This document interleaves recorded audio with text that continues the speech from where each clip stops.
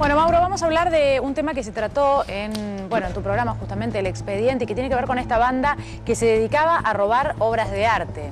Sí, y vamos a contar cómo cayó esta organización delictiva dedicada al robo de cuadros o de toda clase de obra de arte. Miren, los pongo en contexto. Noviembre del año 2009, una casona de Pilar donde hay en su interior una galería de arte, entran 4 delincuentes armados trepando una pérgola, se mandan directamente al interior de esta propiedad. Sabían los nombres de los empleados, que eran por lo menos 3. Sabían hasta qué cantidad de teléfonos celulares. Conocían a la perfección la distribución de la casa. Sabían que funcionaba esta galería de arte que vemos adentro. Estuvieron 9 horas en el lugar. Fueron brutales, violentos, golpearon a los empleados, mataron a la mascota del dueño de casa, que no estaba presente el dueño de casa, que es un médico nutricionista que se llama Omar Mantovani, de la zona de Pilar. Y una vez que hicieron entrar 2 autos, en realidad un auto y una camioneta, se escaparon con un botín varias veces millonario. 77 cuadros, entre ellos de Soldi, de Berni, de Spilimbergo, obras muy reconocidas, esculturas, oro. Bueno, todo lo que pudieron lo levantaron y se lo llevaron. ¿Cómo empezó la investigación? Y acá viene el dato. De arranque le llamó la atención a la policía y al fiscal de Pilar, en ese momento Marcos Petersen Victorica, luego Washington Palacio, 2 fiscales de Pilar, que el empleado de mayor confianza que tenía el dueño de casa no había estado esa noche, ponía como coartada que había ido a jugar al bingo con un amante. Sí. Y cuando le pidieron que entregue su teléfono celular para ser investigado, para ver con quién se había contactado telefónicamente, empezó con evasivas. En paralelo, ese mismo empleado que estaba siendo investigado como supuesto entregador no paraba de mostrarse ante el dueño de casa como si se tratara de un investigador privado que podía aportar información. Entonces le decía al dueño: quédate tranquilo, Omar, te voy a dar información, seguro que voy a tener datos de quiénes te robaron los cuadros. Es más, va a haber un pedido de rescate por tus cuadros, espera unos días que te van a llamar y te van a pedir plata para devolverte las obras robadas. Miren lo que es la paradoja de este caso. El entregador seguía tranquilo, se sentía impune, hasta que un día llega a su casa, y cuando llega a la casa el entregador se llamaba Jorge Telier, luego murió en prisión, ve delante de en una mesa de su propia casa una cédula judicial. ¿Qué piensa el entregador cuando llega a la casa? Que la cédula judicial era porque lo estaban buscando por el robo de los cuadros. Sí. Rápidamente le dice a su mujer: mirá, yo estoy metido en esto, entregué el robo, mis cómplices son fulano, sultano y demás. Si viene la policía y te pregunta algo, vos nega todo. La mujer se queda calladita y en realidad no se trataba de una citación por el robo de cuadros, sino por una denuncia de violencia de género que la propia esposa había vertido sobre el entregador. ¿Qué hace la mujer que lo había denunciado por violencia de género cuando este hombre se va de boca y le cuenta el robo? Colabora con los investigadores y empieza así a desnudarse quiénes eran los integrantes de la banda. ¿Saben lo que es esto? Es insólito, esto nunca lo vi en un robo de cuadros. Mientras habían robado los cuadros, mandaron una prueba de vida a modo de rescate por los cuadros. El dueño de casa recibió una caja de bombones, adentro de la caja de bombones le mandaron un CD. Cuando él disparó el CD, estaba la fotografía de todos los cuadros robados, como vemos aquí, con un detalle. Quienes tomaron la prueba de vida a modo de rescate se olvidaron de tapar el fondo sobre el cual colocaron las obras. Ese fondo pertenecía a la casa del padre de uno de los acusados. Otra mujer, en este caso despechada con aquel dueño de ese lugar, terminó mandando al frente a la casa diciendo: ven esa bordeadora de pasto que está detrás, es de mi ex suegro. Ven ese tipo de alfombra que está ahí, es la casa de mi ex suegro. Con lo cual, 2 mujeres, una víctima de violencia de género y otra mujer despechada, terminaron mandando al frente a los integrantes de la banda, y esto permitió la detención. Mientras tanto, los cuadros no aparecían. ¿Sabe qué hizo la banda? ¿Qué hizo?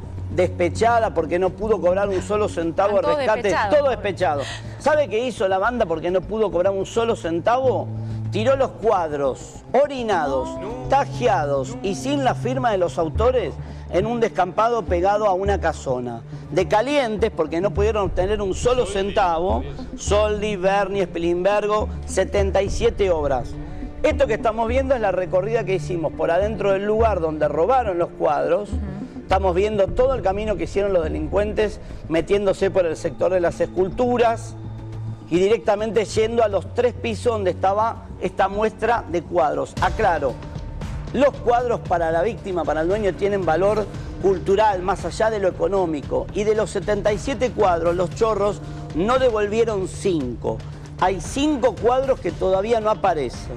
¿Cuántos destruyeron? Destruyeron todos los cuadros. Al día de hoy, 6 años después, están todavía restaurando las obras. Eso te iba a decir yo, depende cuál sea el daño, ¿no? Pero se puede. Bueno, pero te estoy contando que las orinaron, las tajearon, le quitaron la firma.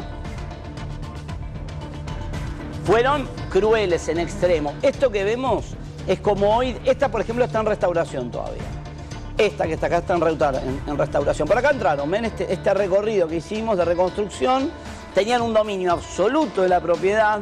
Bueno, y finalmente, como les contaba, terminaron cayendo de este modo. Los autores intelectuales le dieron 5, 6 y 7 años a los autores intelectuales del robo. Un dato, uno de los autores intelectuales se negaba, o siempre que lo estaban por juzgar, tenía la presión alta. Escuchen este dato que es de película. Era hipertenso él. Le daba muy alta la presión cuando lo llevaban al tribunal, le daba por encima de la hipertensión tradicional que tenía. Vos sabés que no te pueden juzgar si tenés una dolencia física. Después de un año descubrieron que el tipo, para evitar ser juzgado, se iba al bar de enfrente de tribunales y se clavaba un sándwich de jamón crudo y queso, todas las audiencias del juicio, para que la presión le diera por las nubes. Bueno, finalmente lo condenaron igual. Hablan los protagonistas de esta historia, en este caso el fiscal, que los mandó a juicio y consiguió la condena para los autores intelectuales de esta historia que bautizamos asesinos del arte.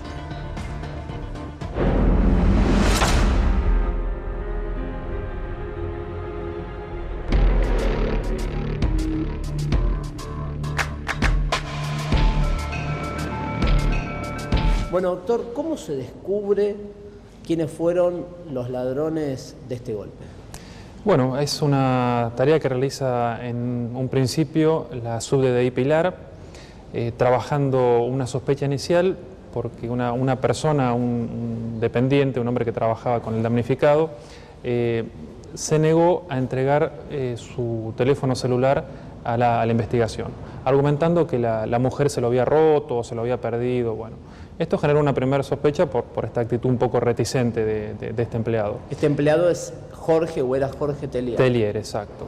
Luego de esto se trabajaron las comunicaciones telefónicas entre los sujetos que cometen el hecho, utilizaban aparatos Nextel, se rastrearon las comunicaciones de esa noche con las antenas acá de la zona del lugar del hecho. Se determinó que tuvo muchas comunicaciones con distintas personas y que en el mismo aparato celular hizo comunicaciones cambiando el chip. Está hablando del empleado infiel. El empleado infiel, tal cual. Cambia los chips para comunicarse con varias personas, pero con el mismo teléfono. Exactamente, lo que se conoce como el teléfono es el email y los chips se conocen como tarjetas SIM. No entró al lugar del hecho. No, él no entró. Tellier, pero sí se comunicó toda esa noche con los distintas personas, y este dato que llamó la atención, que es utilizando el mismo aparato, pero cambiando distintos chips. 5 veces. 5 veces. ¿Cuál fue la coartada? ¿Dijo que estaba en un bingo? Claro, él esa noche fue a un bingo de zona oeste, cercano a un lugar que luego iba a ser trascendente, importante para la investigación, porque el resto de los organizadores provenían de ese lugar, un lugar muy cercano al bingo donde él concurría. Bueno, luego de esto la pesquisa avanza, empiezan a generarse más sospechas respecto de Tellier, hasta que en un momento él asume un rol, viendo un poco que el cerco se iba cerrando, un rol de mediador, manifestándole al damnificado que él estaba contactado con quienes tenían los cuadros, quienes querían acercarse. Se hace un investigador. Claro, exacto. Simula ser un investigador. Exacto. Pero bueno, evidentemente la conexión la tenía con el resto real, de claro. En un momento como que le dice Tellier a la víctima, le dice, yo tengo información que puede favorecer a dar con los autores. Claro, materiales. más que nada para recuperar las obras de arte que se robaron, que son de un valor cultural inconmensurable. ¿Es cierto que Tellier le llega a decir al doctor Mantovani, le llega a decir incluso, mirá que es probable que pidan un rescate? Sí, ese dato está en las actuaciones. Nunca se habla de un monto concreto de dinero, o nunca le piden, nunca le solicitan un monto exacto, pero permanentemente se insinúa eso, o sea, se da a entender eso. Bueno, después la pesquisa avanza, se cierra el círculo con esta actividad de Tellier tratando de mediar con las personas que tendrían los elementos robados. Se decide hacer una intervención telefónica, se pide, se autoriza, y ahí empieza a aparecer más información. Se rastrean los teléfonos, las titularidades de los teléfonos con quienes se había comunicado Tellier esa noche, y se logran detectar que en su mayoría provenían de zona oeste, de personas que tenían o explotaban una joyería en la localidad de Merlo. Luego aparece una circunstancia anecdótica, que es una especie de persona que mantenía, una mujer que mantenía un vínculo sentimental con Tellier, quien, bueno, tiene una ruptura con Tellier y debido a que Tellier un poco ya temiendo que el círculo de investigación se estaba acercando a él o que las líneas de investigación estaban derivando en su persona, va una vez a la casa de esta mujer y ve una cédula de notificación en una mesa y se asusta y piensa que era una convocatoria para él, que lo estaban citando para declarar en esta investigación. En realidad era por un tema de Y era pareja. por otro tema, una denuncia que le había hecho esta mujer a él por violencia. De género, Entonces, un caso de violencia de género. exacto, él se asusta y le dice a la mujer, bueno, me van a llamar o te van a llamar por esta investigación del robo al doctor Mantovani, cualquier cosa que te pregunten, negá que conoces a tal y tal persona. Y esas personas eran justamente las que estaban vinculadas con esos O sea, teléfonos. se manda al frente solo pensando que Claro. lo estaban La mujer no lo iba a- denunciando. Exacto.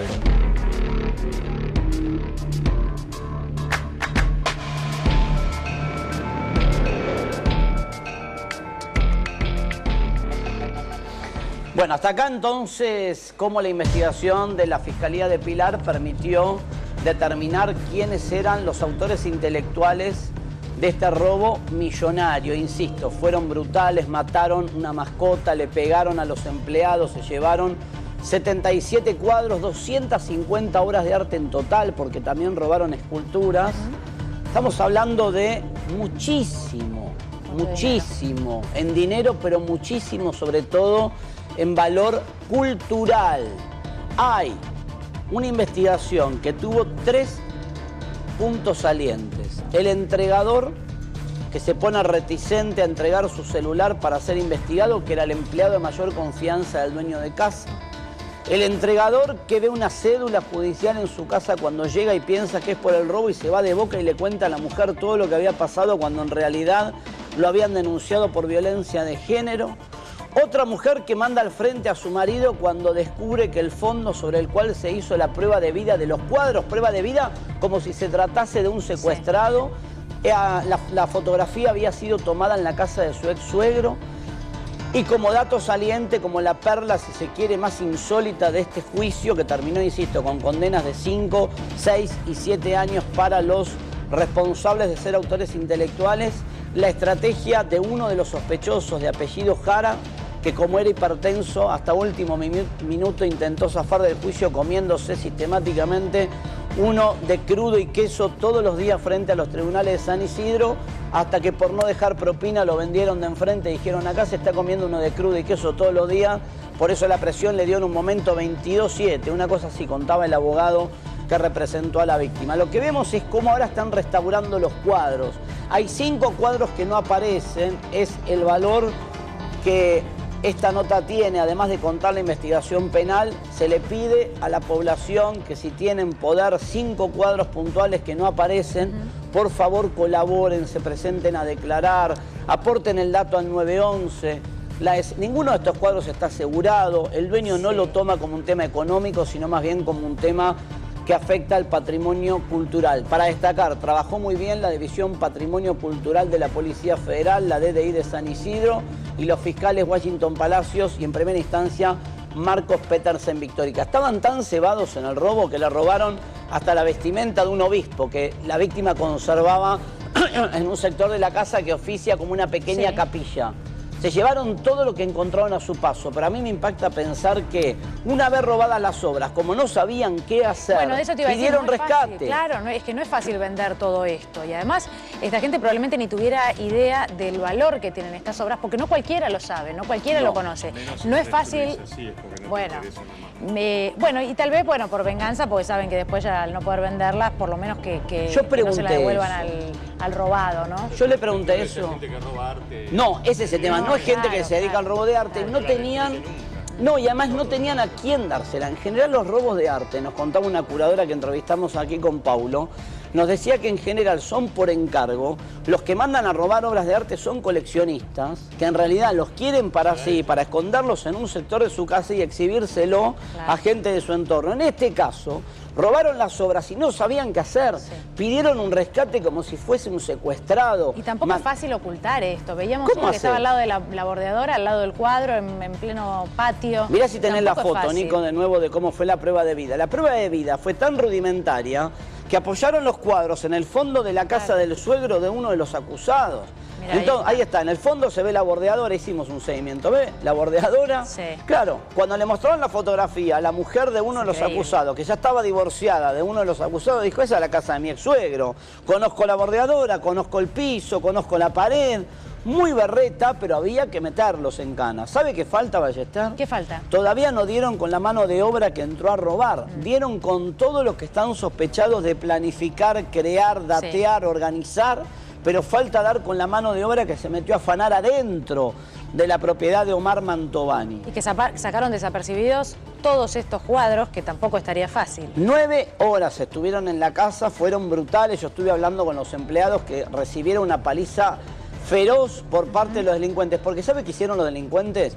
Para que parezca que no era un hecho entregado, para que parezca que era un hecho cometido por delincuentes al voleo, que no tenían nada que ver con nadie que trabajara en la casa, fueron crueles en demasía. ¿Entendés la lógica que usaron? Dijeron, hagámoslos muy violentos, peguémosle a las víctimas a rajatabla, seamos brutales, matemos un perro para demostrar que no tenemos nada que ver con nadie que trabaja adentro. El entregador estaba tirándose unas fichitas en el bingo, no sé, no se llama fichita, estaba jugando en el bingo, unos cartones, le cantaron el 32, dijo línea, y estaba con la amante. Al momento del hecho, el entregador. Lo que pasa es que ni bien cayó la policía, el entregador se puso reticente y no quería entregar su celular para ser investigado y esto llamó la atención. Claro. Bueno, es que por más mujer despechada que haya dando vueltas, que puede haber muchas, o familiares con ganas de entregar a estos delincuentes, esto lo que demuestra que tampoco es tan fácil, evidentemente, más allá de que algunos logran hacerlo, tampoco es tan fácil llevar adelante un robo de este tipo sin dejar secuelas o pistas o personas que puedan ir a aportar después la información y meterlos presos. ¿Sabe qué, señorita? El robo al Banco Río Acasuso, entre otras cosas, se frustró porque Silvia Di Tulio se puso celosa porque su pareja, Alberto de la Torre, estaba con otra chica. Habían acordado el reparto del botín y ella descubrió, esta es la versión que quedó instalada al menos en la causa, ella se puso celosa porque él parte del dinero se lo había prometido a ella y se lo dio a otra chica. Y esto motivó que Silvia Di Tulio terminara hablando y contando absolutamente todo, quiénes eran los responsables de un robo que había salido perfecto, en términos técnicos, que no tenía fisuras. Hasta que apareció la mujer y dijo, paren, a mí me dejaron afuera del reparto del botín y mi marido me traicionó. Piqui, piqui, piqui, piqui, todos en naca. ¿Pero le remato con algo? No, además, no me mate, por favor. Además de la mujer despechada, hay un delincuente un poco perejil. ¿Usted dice? Y sí. Sonso. Porque no se trata de que había una mujer despechada que lo mandó al frente y debía guardar la información y no la guardó. Se trata de un delincuente que evidentemente dejó un cabo suelto. Obvio. Claro. Por eso no hay que, en la lógica de ellos, le contó, en el caso de los cuadros, le contó todo el hecho a la mujer pensando que era una citación por la causa y le contó absolutamente todo lo que no tenía que contar. Bastante burdo además, porque no supo diferenciar de una, no sé si era citación judicial. No, es que estaba preocupado. Probablemente ni siquiera lo leyó. No lo vamos a poder entrevistar al entregador porque murió en la cárcel hace un tiempito cumpliendo prisión preventiva por una CB, Jorge Telier. Hay que ser traicionado. Lo que más le dolió a la víctima, Omar Mantovani, dueño de ese lugar, fue que lo entregó el empleado a mayor confianza. Llegar a tu casa, descubrir que te reventaron tu casa, que te afanaron 250 obras de arte, que se llevaron tu plata, que se llevaron lo que más querés, que más apreciás, que era ese mundo, esa galería de arte ahí adentro, y descubrir que te entregó tu persona de más confianza, es lo que más duele. Bueno, tenemos